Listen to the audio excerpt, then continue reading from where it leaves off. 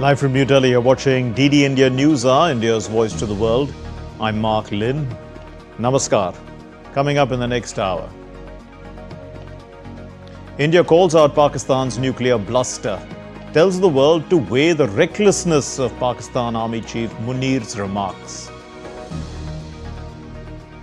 Prime Minister Modi reaffirms India's call for peace in talks with Zelenskyy, vows support for conflict resolution and stronger India-Ukraine ties. Zelenskyy warns against concessions ahead of Putin-Trump Alaska summit. EU pledges 1.6 billion euros to Ukraine from frozen Russian assets. Climate change impacts a global flood crisis. Deadly flash floods hit China. Mexico City is also on alert. Huge storms hit the US and Japan.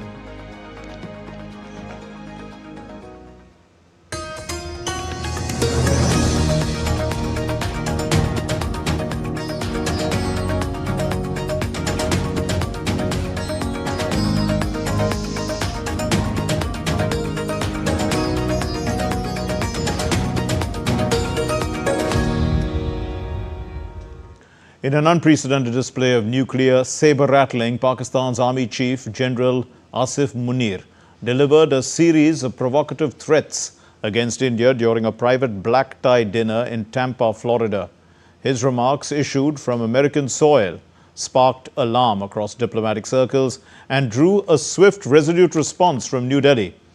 India, refusing to be daunted by nuclear posturing, made it clear that terror cloaked in deterrence would no longer be tolerated. Here's our report. India took serious exception to yet another nuclear saber-rattling by Pakistan Army Chief Asif Munir, citing concern about the integrity of its nuclear command and control, especially in the wake of substantial evidence that that country's military is hand in glove with terrorist groups. Pakistan's self-styled Field Marshal, Army Chief Munir, reportedly issued a series of provocative nuclear threats against India during a private dinner in Tampa, Florida, marking a rare instance of such rhetoric delivered from a third country, that too the US.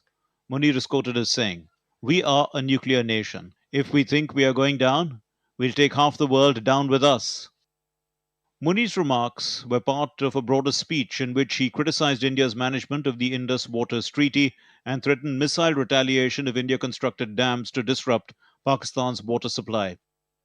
Munir's comments mark the first known instance of a nuclear threat being issued from US soil against another nation. India's official spokesperson responded with a firm rebuttal. Our attention has been drawn to remarks reportedly made by the Pakistani Chief of Army Staff while on a visit to the United States. Nuclear saber-rattling is Pakistan's stock in trade. The international community can draw its own conclusions on the irresponsibility inherent in such remarks, which also reinforce the well-held doubts about the integrity of nuclear command and control in the state where the military is hand in glove with terrorist groups. It is also regrettable that these remarks should have been made from the soil of a friendly third country. India has already made it clear that it will not give in to nuclear blackmail. We will continue to take all steps necessary to safeguard our national security. Munir also outlined a war strategy aimed at India's eastern economic hubs, stating, "We'll start from India's east, where they have located their most valuable resources, and then move westwards. India is shining Mercedes, coming on a highway like Ferrari, but we are a dump truck full of gravel. If the truck hits the car, who is going to be the loser?" Munir's metaphor, likening Pakistan to a dump truck full of gravel crashing into India's shiny Mercedes, was poorly received, as it appeared to mock Pakistan itself. The statement caught the attention of critics from Pakistan who said the analogy was foolish as it demeaned their own nation. Prime Minister Narendra Modi has time and again reiterated that India will not tolerate Pakistan's nuclear blackmail. Here's an excerpt of his address to the nation on the 12th of May 2025. कोई भी nuclear blackmail Bharat नहीं सहेगा। Nuclear blackmail की आड़ में पनप रहे आतंकी ठिकानों पर भारत सटीक और निर्णायक प्रहार करेगा। Strangely, Munir made his remarks at a black tie dinner in Tampa hosted by Adnan Asad, Pakistan's honorary consul in Florida. Bureau Report, DD India. Well, Jessica Taneja is following that story. She joins us now with more. Jessica, Pakistan has a poor record as a nuclear state, a nuclear-powered state. Surely, the international community is aware of the A.Q. Khan nuclear smuggling or nuclear secret smuggling network. Well, that bit of history is not lost on anyone, Mark. And you'd recall those secrets were not just transferred to Pakistan, but to many other countries. And given the fact that Pakistan has not been very responsible with its statements, and it has allowed, to the extent even the chief of JEM in the past as well, to make comments about this nuclear threat that Pakistan continues to use as a deterrent, apart from the conventional warfare that it has put India in at this point. Looking at all these statements coming in from Pakistan's Field Marshal Asim Munir, of course, has led the Indian establishment to sort of think over or ponder over these kind of threats. But at this moment, they're just some sort of saber rattling, as the Indian government has also pointed out, saying that they will not tolerate this nuclear blackmail, including Indian Prime Minister Narendra Modi, when tensions were at its peak when India launched Operation Sindoor to strike terror bases in Pakistan, deep inside Pakistan. In fact, yes.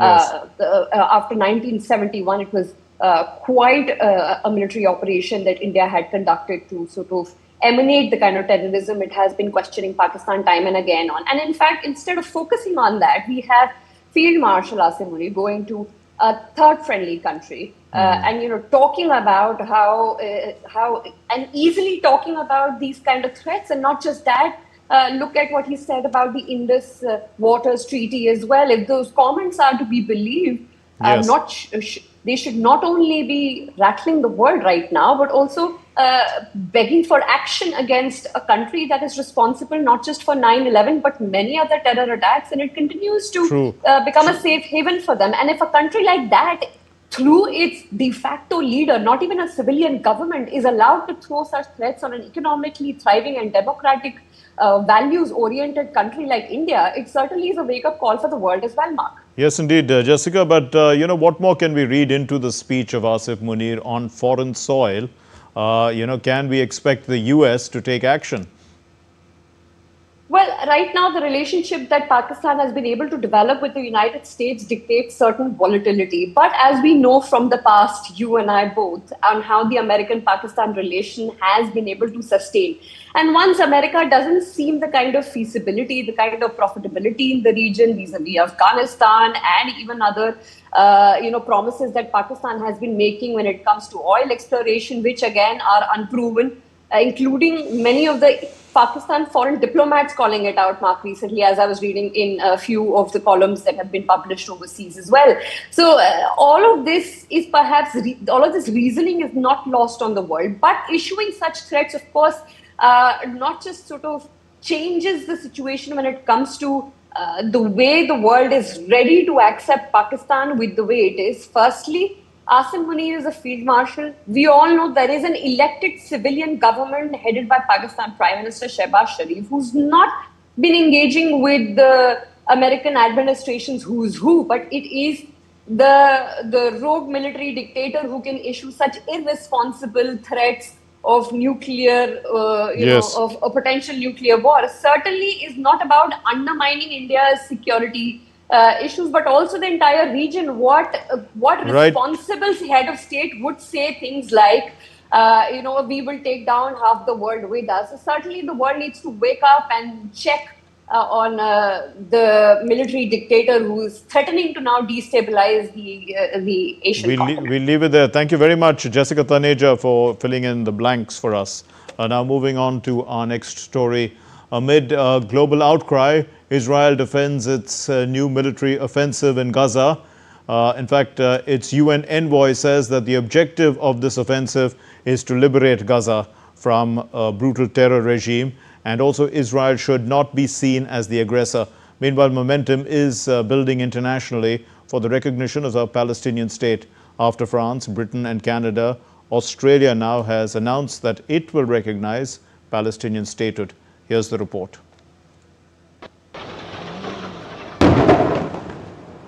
Palestinians reported the heaviest bombardments in weeks on Monday in areas east of Gaza City, just hours after Israeli Prime Minister Benjamin Netanyahu said he expected to complete a new expanded offensive in the enclave fairly quickly. Netanyahu added that he aims to bring a swift end to the Gaza war after seizing the two remaining Hamas strongholds in the enclave. Israel's Security Cabinet instructed the IDF to dismantle the two remaining Hamas strongholds in Gaza City and the central camps. Contrary to false claims, this is the best way to end the war and the best way to end it speedily. The Israeli military said its forces fired artillery at Hamas militants in the area. However, there were no signs of forces moving deeper into Gaza City. Meanwhile, Israel issued a statement saying it targeted and killed Anas al-Sharif, who posed as an Al Jazeera journalist in a strike on Sunday. The IDF claimed that al-Sharif headed a Hamas cell and was involved in rocket attacks on Israel. Meanwhile, United Nations Security Council convened an emergency meeting in view of Israel's decision to take control of Gaza City. At the meet, Israeli and Palestinian ambassadors offered starkly different narratives of the situation and solutions needed to end the conflict in the region. The Palestinian ambassador to the United Nations, Riyad Mansour, called on the international community to take concrete action against Israel instead of condemning it. Israel is seeking to cement its full military control over the Gaza Strip and is prolonging this war not to end Hamas rule or to disarm it, but to prevent independent Palestinian statehood. Israeli Ambassador Jonathan Miller countered the characterization of Israel as the aggressor, stating that their objective was to liberate Gaza from a brutal terror regime. This is not conquest. Israel has no plans or desire to permanently occupy Gaza. This is liberation from a brutal terror regime. The United States labeled the emergency meeting counterproductive and accused those nations who supported it of actively prolonging the war by spreading lies about Israel.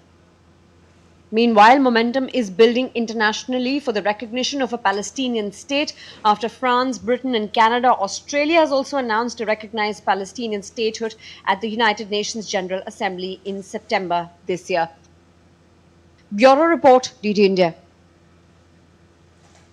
Well, European leaders are sounding the alarm ahead of a key US-Russia summit, fearing that Ukraine may be sidelined in peace talks. As diplomatic activity intensifies, President Zelenskyy engages with world leaders, including India and Saudi Arabia, while the EU pledges financial support and holds emergency meetings of its foreign ministers.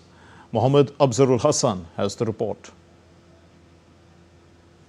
The European Union foreign ministers are holding a virtual emergency meeting on Monday to discuss the next steps ahead of the upcoming talks between Presidents Vladimir Putin and Donald Trump. The growing concern in Europe is that a potential US-Russia deal without Ukraine at the table could lead to unfair compromises which may not be in the best interest of Kyiv.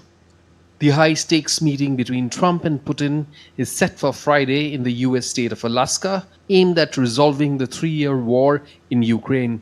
But the EU insists that Kyiv and European powers must be included in any peace negotiations. The idea of a deal being brokered without Ukrainian President Volodymyr Zelenskyy has raised fears that Kyiv could be pressured to give up territory, a move that EU firmly rejects.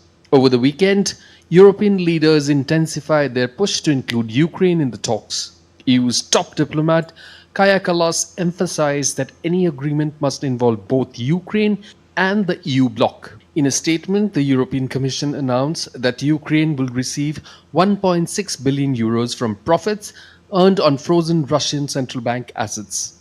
While the assets remain blocked under EU sanctions, the interest will be redirected to support Ukraine, with Brussels stating the move is to ensure a strong Ukraine in a secure Europe.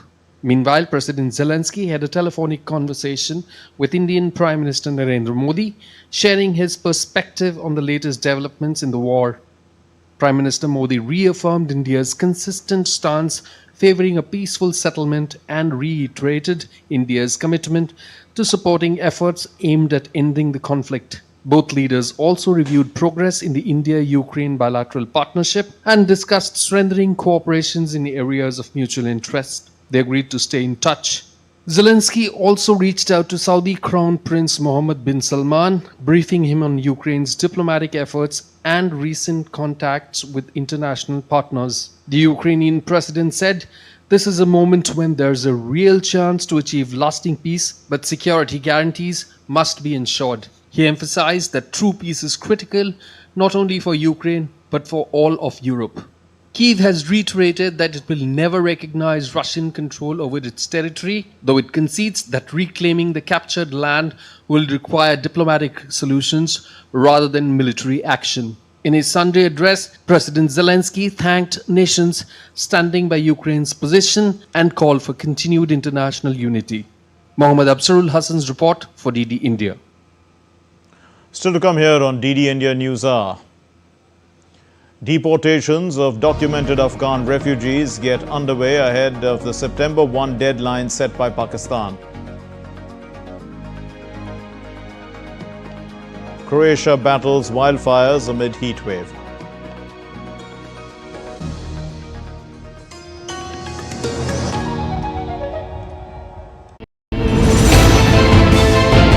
Geopolitics and trade deals. Economic challenges amid development. Hard work and the path to prosperity. It's the economy always. Between walkers, money is what money does and says. Supply creates its own demand. Between the bulls pulls and bears tears. When supply chains globalization and India rises to the podium. We'll get you centered with the economic brief at 8 p.m. every Thursday on DD India.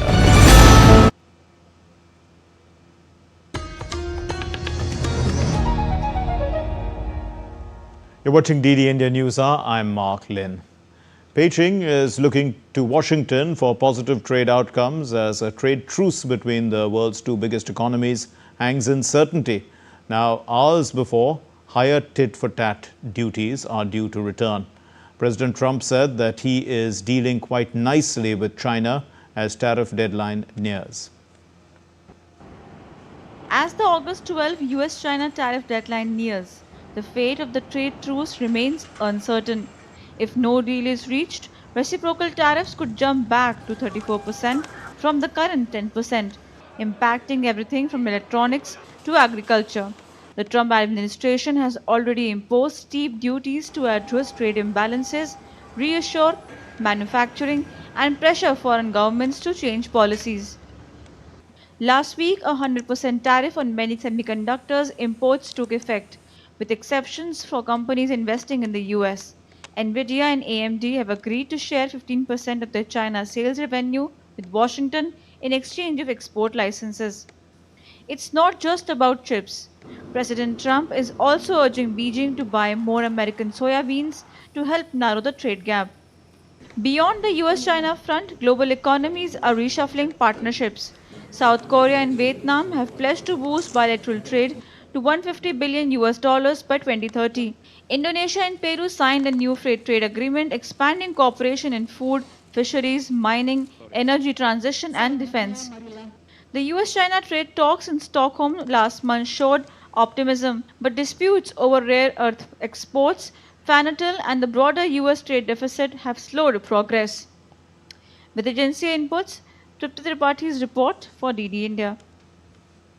A humanitarian flashpoint is unfolding at Pakistan's Chamman border, where dozens of Afghan refugees, including women and children and elderly, wait in limbo. Islamabad has set a September 1 deadline for all documented Afghan refugees to leave, and the clock is ticking. Here's the report. At Pakistan's Chamman border in Balochistan, women clutching children, elderly men leaning on sticks, dozens of Afghan refugees standing in the soaring heat, hoping to cross into Afghanistan. Their time is running out. Islamabad has given all documented Afghan refugees until September 1st to leave. We have been here for 15 to 20 years. We are running our own small shop, but now that situation here in Pakistan has worsened and the situation there in Afghanistan has improved. We should return to our country.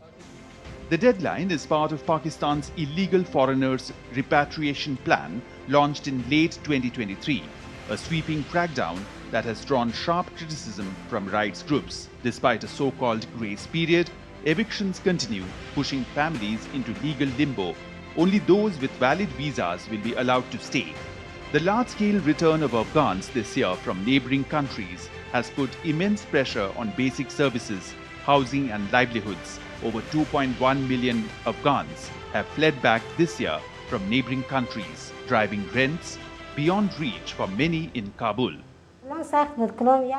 Overall, it was difficult. I stayed at my sister's house for a week while searching for a place to live. The rent was too high. You couldn't find any houses for 4,500 to 5,000 Afghanis. Now, we live in a basement with no electricity or other amenities. Life is very hard for us. Aid agencies warn the wave could further destabilize the fragile nation. UN Refugee Agency UNHCR said, given that those holding POR cards have been recognized as refugees for decades, their forced return is contrary to Pakistan's long-standing humanitarian approach to this group and would constitute a violation of the principle of non-refoulement. UNHCR also expressed concern about women and girls forced to return to a country where their human rights are at risk, as well as other groups who might be endangered. Amish Mahajan's report for DD India.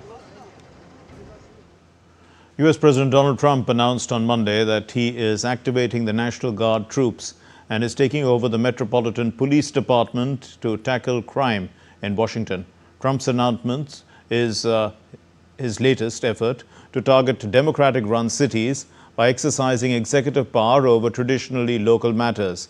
And he has shown particular interest in asserting more control over Washington. Today we're declaring public safety emergency in the District of Columbia, and Attorney General Pam Bondi, who's fantastic, is taking command of the Metropolitan Police Department as of this moment.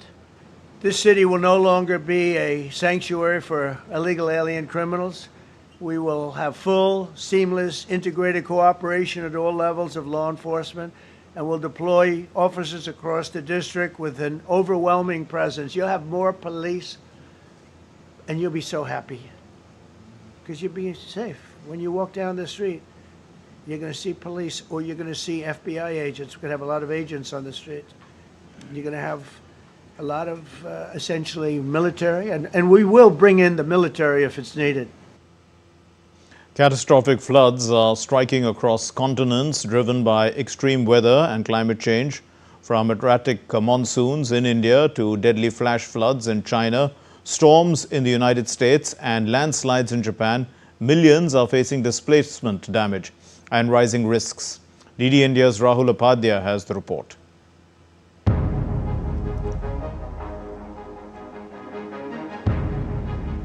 The world is witnessing a dramatic surge in catastrophic floods, driven by a deadly mix of extreme weather events, rising sea levels, and inadequate infrastructure. From Asia to the Americas, these floods are wreaking havoc, displacing thousands and leaving communities devastated. In India, relentless monsoon rains continue to batter the northern regions. The India Meteorological Department warns of extremely heavy showers at isolated locations in Uttarakhand, parts of the northeast and Telangana. While overall rainfall this season is classified as normal, its distribution remains highly erratic across states. Rainfall activity is also expected to intensify over east, central and adjoining North Peninsular India in the coming days. Mexico City is grappling with intense rainstorms, flooding and lightning strikes. In response to severe weather conditions, the Secretariat of Comprehensive Risk Management and Civil Protection of Mexico City activated the orange alert for various boroughs due to similar persistent conditions. In the United States, southeastern Wisconsin was hit by a storm system that dumped historic levels of rainfall. Flash floods swept through multiple counties, triggering emergency flood warnings. The National Weather Service reports that storms are developing in Iowa and moving eastward, with more showers expected overnight. In China's northwestern province of Gansu, tragedy struck as flash floods claimed 13 lives and left 30 people missing. Nearly 10,000 residents have been evacuated. Meteorologists link these extreme events to climate change as record rainfall continues to lash both northern and southern China. Southern Japan faced a deluge on Monday, triggering landslides and forcing a full suspension of bullet train services in Kyushu. The Japan Meteorological Agency issued heavy rain alerts for several towns in Kumamoto Prefecture. Experts warn that climate change is amplifying the intensity and frequency of such disasters. Rahul Upadhyay's report for DD India.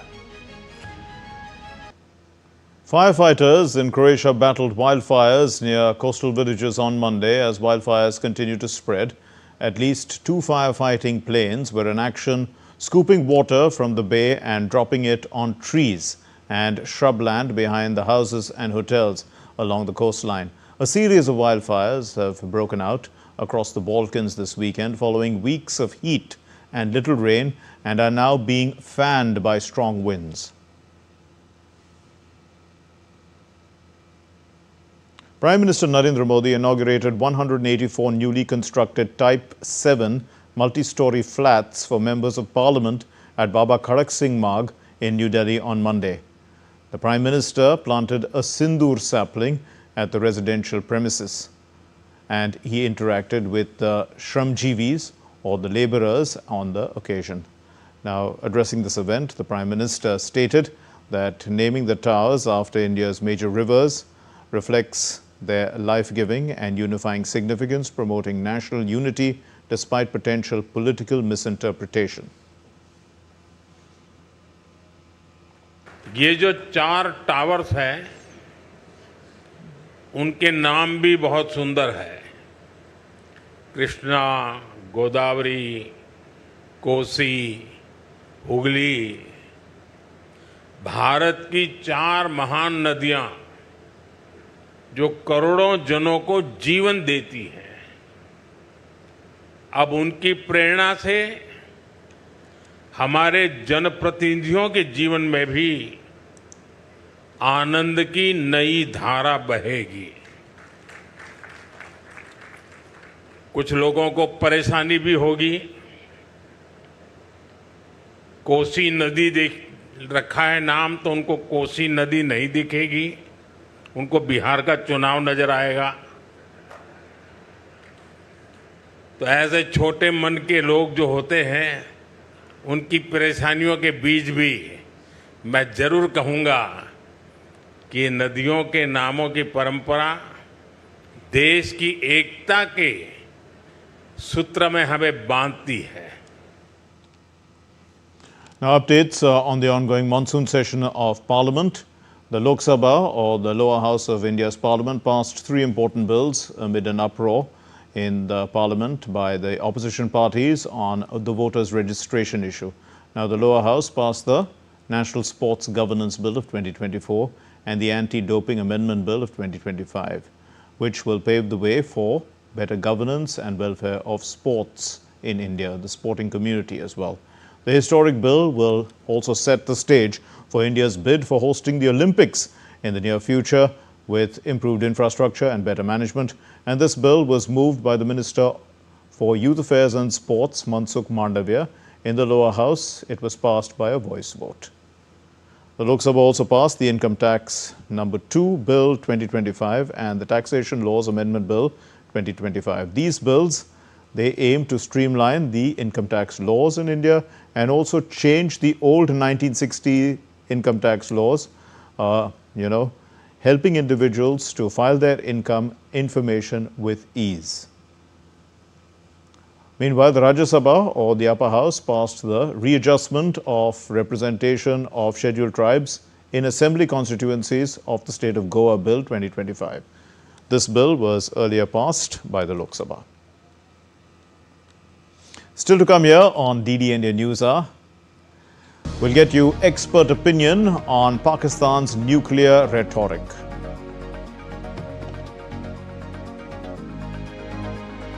Australia's Army Chief Lieutenant General Simon Stewart begins a 5-day India visit.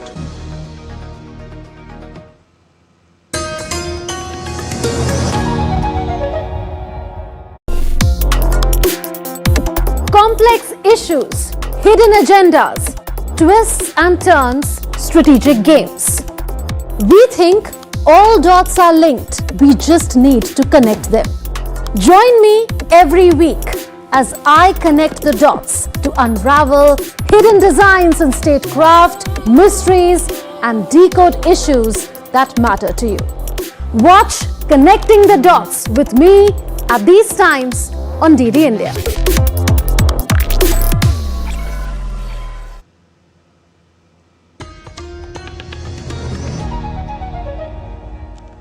You're watching DD India Newshour. I'm Mark Lynn, and now let me introduce you to TCA Raghavan, former Indian High Commissioner to Pakistan. He'll help us understand, the nuclear saber-rattling of Pakistan a little better. Now, Ambassador Raghavan, why does Pakistan continue to portray, the India-Pakistan dynamic as a nuclear flashpoint? What does this suggest about its strategic intentions compared to India's? I think the reason is very clear. They wish to draw international attention to India-Pakistan disputes.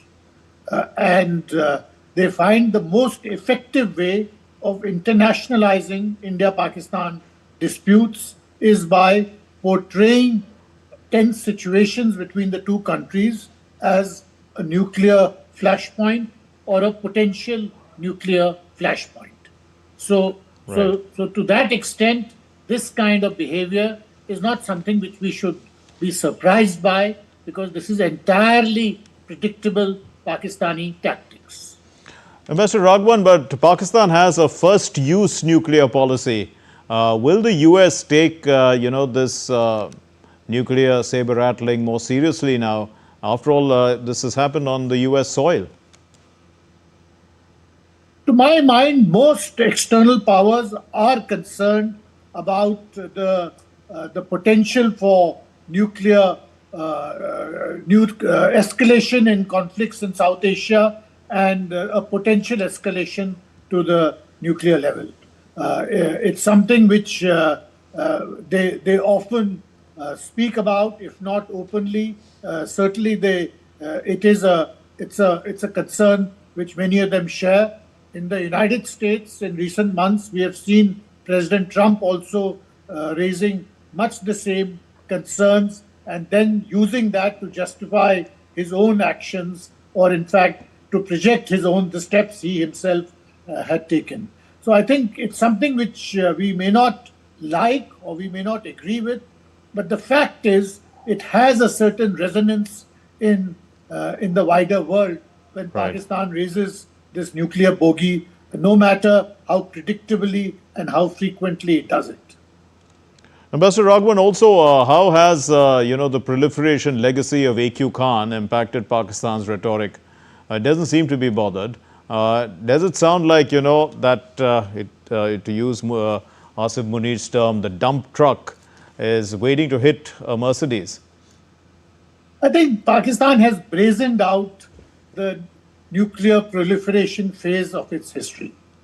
It's something all other countries are aware of, but it's something which happened in the past, and a lot has changed since that time. So the history of Pakistan's proliferation and how, in fact, it developed its own nuclear technology through proliferation from other countries, all that is well established. But as I said, they have brazened out that phase of their history. And now the fact that they have nuclear weapons, that they are a nuclear weapon state, is well accepted. It's a reality which we have to live with. And given Pakistan's support for terrorism, also how people of influence in Pakistan seem to have extreme ideologies, how real then is the threat of nuclear weapons falling into the hands of terrorists? Well, I don't think that risk can ever entirely be excluded. But over the past decade and a half, especially since 2005, 2006, the Pakistan government has put in a lot of effort to reinforce the security of its nuclear program and of its nuclear weapons. Insofar as we can make out, and I underlined insofar as we can make out, it does appear that they have been able to convince many external players that nuclear weapons are safe and their command structure has a great deal of integrity and robustness. But given the volatile situation internally in Pakistan, given the fact that conditions there often verge towards very, very deep instability, it's a risk which can never entirely be downplayed or excluded. Ambassador Raghwan, it's not just Asif Munir. There are others in the establishment who've been speaking like this. Let me just quote Pakistan's Minister Hanif Abbasi in April of this year. He talked about Pakistan's arsenal, including Ghori, Shaheen and Ghaznavi missiles, along with 130 nuclear warheads, having been kept only for India. Then there's Pakistan's ambassador to Russia in May of 2025. He said, "We in Pakistan will use the full spectrum of power, both conventional and nuclear." So this kind of rhetoric is not just, from the Pakistan's military establishment. It's coming in from diplomats, even other ministers. What do we expect here? Well, I think it's a consistent part of Pakistan's policy that its nuclear weapons program is entirely India-specific. So there is no secret about that, and in fact, the Pakistanis have never made a secret of that. They see their nuclear weapons program as India-specific to deter India, to contain, to protect themselves, or to put pressure on India. But it's not something which we should be surprised by. Secondly, the fact that they will consistently and frequently raise the nuclear bogey is again something which we should not be surprised by. You're quite right in saying that this is not just rhetoric which emerges from the Pakistan military. In fact, it emerges from all quarters in Pakistan, including from their other officials, the political class, from the foreign ministry and so on. And it is entirely, in Pakistani terms, it's something which they see as consistent. They see India-Pakistan tensions as having a potentially nuclear having a nuclear escalatory potential, and that is something which tactically suits them because it enables them to engage the interest of the world community that much more effectively. Ambassador Raghwan, a final question. Asif Munir, of course, he's a self-styled field marshal, but he's contributing to South Asia's instability. As a military leader, he's going to other countries and, being accepted and all that. But it seems that Pakistan's true colors seem to emerge when they feel that they have support from the United States. Is this something that we are noticing recently in these frequently misplaced comments?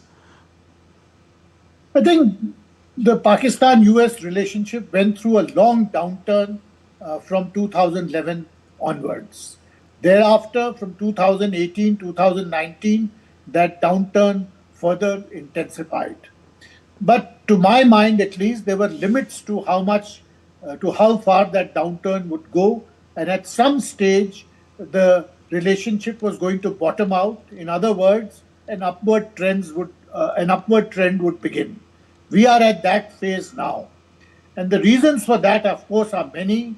People point to various transactional reasons, such as a cryptocurrency agreement or the presence of hydrocarbons in Pakistan, or the role which Pakistan may play vis-a-vis US military operations in Iran. But to my mind, the real reason is that Pakistan is the fifth largest country in the world. It has 250 million people. It has nuclear weapons. It is situated in a geopolitically sensitive part of the world as far as the United States is concerned. So at some stage, the US was going to engage with Pakistan again. To think that that downturn would have continued in the way it was forever was being unrealistic. So I think now there is a definite upturn in US-Pakistan relations. To some extent, it may be related to policies of the Trump administration, but I think there are more fundamental reasons for that. And it is something which we have to take in our stride and deal with, and it's not something which we should be too surprised about. We leave it there. Thank you very much, Ambassador T.C.A. Raghavan, former Indian High Commissioner to Pakistan. Thank you for helping us, for broadening our perspective on this situation. Now moving on to our next story, which is India's public broadcaster Prasar Bharati has rejected the content of an article published in the Washington Post on June 4, 2025. It was titled, "How Misinformation Overtook Indian Newsrooms Amid Conflict with Pakistan." It was authored by Ms. Karishma Mehrotra. The Prasar Bharati has termed it baseless and false. In a statement issued on Monday, India's national broadcaster said that the article contained a highly serious and baseless allegation against Prasar Bharati, India's public broadcaster. Prasar Bharati said that the Washington Post article claimed shortly after midnight on May 9, an Indian journalist received a WhatsApp message from Prasar Bharati, the state-owned public broadcaster. Pakistan's army chief has been arrested, and the message read, "and a coup was underway." The broadcast confirmed, following investigation, that no such message was sent from Prasar Bharati. The article in the Washington Post further claimed that Prasar Bharati did not respond to requests for comment. Now, this claim too was denied by Prasar Bharati. It asserted that no senior official of Prasar Bharati was contacted by the Washington Post for comment or verification prior to the publication of this falsehood, unquote. Now, Prasar Bharati in a statement said that the public broadcaster fully reaffirms its unwavering commitment to truth, integrity and journalistic ethics. It added that in the coverage of Operation Sindoor, our news platforms, DD News and DD India, demonstrated the highest standards of factual reporting. Every piece of information aired was rigorously verified through credible sources, and our in-house fact-checking mechanisms ensured that no unverified claims were ever shared. This commitment to accuracy stands in stark contrast to the misleading assertions made in the recent article by the Washington Post, which should make an unconditional apology for its false claims.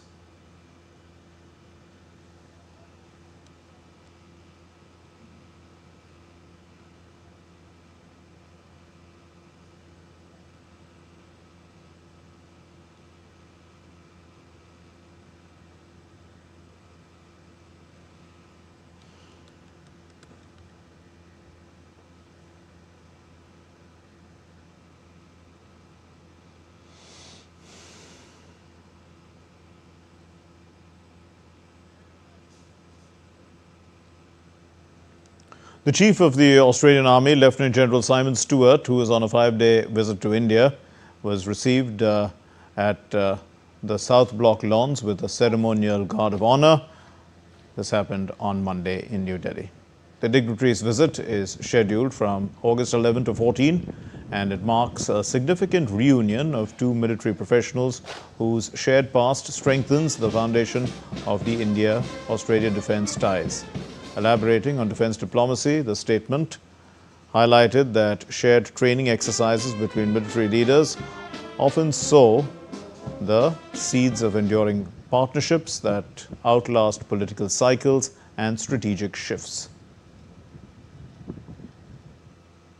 In Sri Lanka, for the first time, the University of Kalinga, the Department of Sanskrit and Eastern Studies, has unveiled a special exhibition dedicated to Vastu Shastra. Now, this ancient Indian science of architecture was organized in partnership with the Swami Vivekananda Cultural Center of the High Commission of India in Colombo. The showcase features innovative designs Also, research papers and planning projects by honours degree students. Rooted in traditions that once shaped royal palaces, forts, temples and city plans, the exhibition underlines Vastu Shastra's timeless relevance, bridging heritage and modernity. Still to come here on DD India Newshour. The National Sports Governance Bill aims to make India's sporting ecosystem robust. It was passed in the lower house. And cricketing icons light up 50 days to go countdown. This is the event for the ICC Women's Cricket World Cup 2025.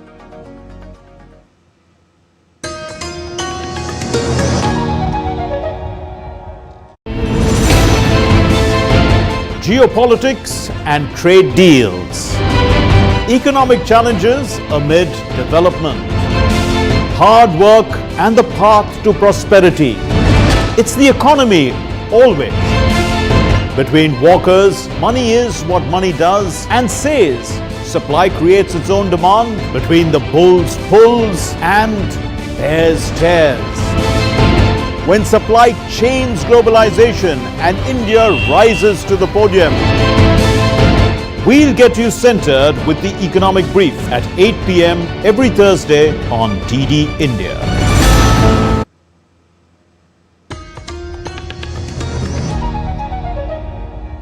You're watching DD India Newshour. I'm Mark Lin. China has long been dominating the global market for batteries for electric vehicles, but Europe has been trying to catch up, specifically Sweden's Northvolt, who has in fact even been planning an expansion to Germany. Lars Holter is with Deutsche Welle and he joins me from Berlin. Lars, things didn't work out as planned. What happened? Thanks for having me. Well, what happened is that Northvolt went bankrupt, dealing a huge blow to Europe's ambitious goals on the global battery market. Let me give you some numbers on how important the company and its plans were for Europe. Governments lined up tons of money to support Northvolt. The German government in Berlin gave 600 million euros, plus another 20 million then for adjustments. And the EU government in Brussels gave 700 million, although that money hadn't been paid out yet. It had just been green-lighted. Anyway, this was big. And then the whole project failed due to a capital-intense environment, of course. Maybe the company also tried to grow too big, too fast. But some good news came over the weekend now. US battery maker Lyten will take over Northvolt, including all its assets, and that is a plant in California, a plant in the Polish city of Danzig. It's obviously the assets in the company's homeland of Sweden, and most importantly from our perspective here, it includes the plant in northern Germany, which is already under construction and is set to turn out 15 gigawatt hours in batteries every year. Yes, Lars, but what's this US battery startup Lyten's plans now for Northvolt? They're sounding very optimistic to begin production of batteries very soon and basically continue what Northvolt has started. Northvolt had been trying, and Lyten will be trying, to build lithium-sulfur or Li-S batteries as an alternative to the batteries currently produced by others, including NMC and LFC batteries.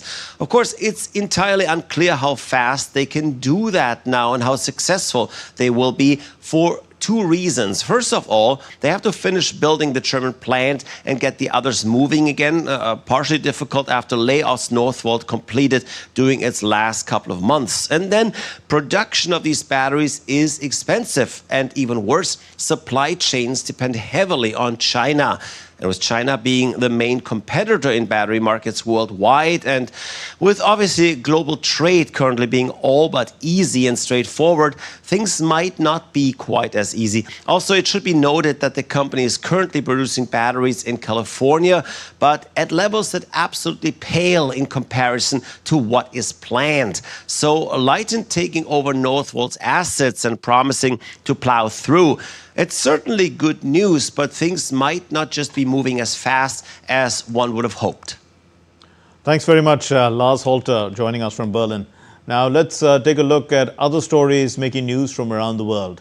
In Tunisia, a medtech startup, it's called Cure Bionics. It's transforming the future of prosthetics, and it is doing so with the help of AI-powered bionic limbs. So this startup is based in the coastal city of Sousse, and it aims to provide a solution for the specially abled at an affordable price and also with competitive technology. Scientists have uncovered stone tools on Malaysia's Sulawesi island that could rewrite human history in the region. Dating tests on these tools and nearby animal teeth suggest that they are up to 1.48 million years old, pointing to the earliest known humanoids in Wallacea, which is the island chain between Asia and Australia.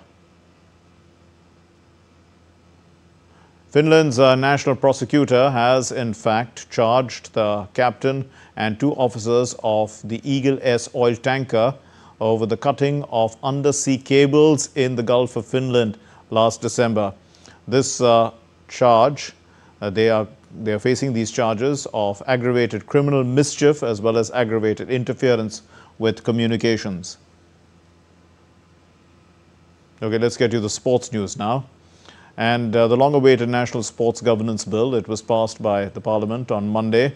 The Sports Minister, Dr. Mansukh Mandavia, described it as the single biggest reform in Indian sports since independence. Now, this Sports Governance Bill seeks to regulate the various sports administrators in India, while the Anti-Doping Amendment Bill also provides greater operational independence to the country's anti-doping agency, NADA, as prescribed by the World Anti-Doping Agency, WADA. Now, the governance bill, it provides for the establishment of the National Olympic Committee, the National Paralympic Committee, and the national and regional sports federations for each designated sport. खेलो भारत नीति आज सारे देश में उसकी बहुत अच्छी सराहना हो रही है। ये ही सीक्वेंस का एक पार्ट है sports governance bill. Sports governance bill के लिए कई बार प्रयास करा गया, भूतकाल में भी प्रयास हुआ, और अभी वर्तमान समय में मोदी जी ने अच्छी बात कही है कि हमें इंटरनेशनल स्टैंडर्ड का वर्ल्ड क्लास बेस्ट एक्सीलेंस के साथ हमारी तैयारी होनी चाहिए। और जब आने वाले दिनों में भारत ओलंपिक्स के लिए बिड करने जा रहे हैं, वैसी स्थिति में भारत में स्पोर्ट्स इकोसिस्टम रोबस्ट हो, दुरुस्त हो, पारदर्शी हो, अकाउंटेबिलिटी वाली हो, उस दिशा के प्रयास का ये महत्वपूर्ण कदम है। The International Cricket Council on Monday celebrated the spirit of cricket at the function which was in Mumbai. It marked 50 days to go for the ICC Women's Cricket World Cup 2025. Cricket icons Mithali Raj and Yuvraj Singh were part of the star-studded panels that conversed on various aspects of women's cricket. The event was inaugurated by the ICC chairman Jai Shah before the panel discussions, which also featured the Indian cricket stars Harmanpreet Kaur, Smriti Mandana and Jemima Rodrigues, and the ICC CEO Sanjog Gupta. The ICC Women's Cricket World Cup will be played on a round-robin format among 8 teams in India from the 30th of September.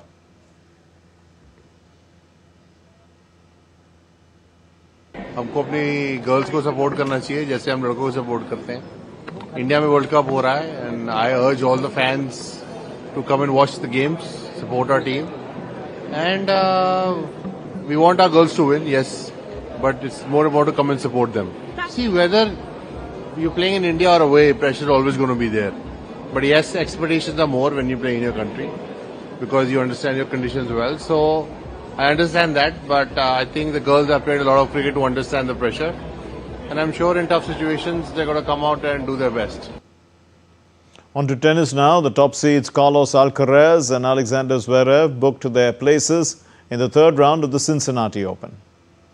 Alcaraz, playing his first tournament since losing to Yannick Sinner in the Wimbledon final, fought through a second set slump to post a 6-1, 2-6, 6-3 win over Damir Duzmour in his opening match on Sunday.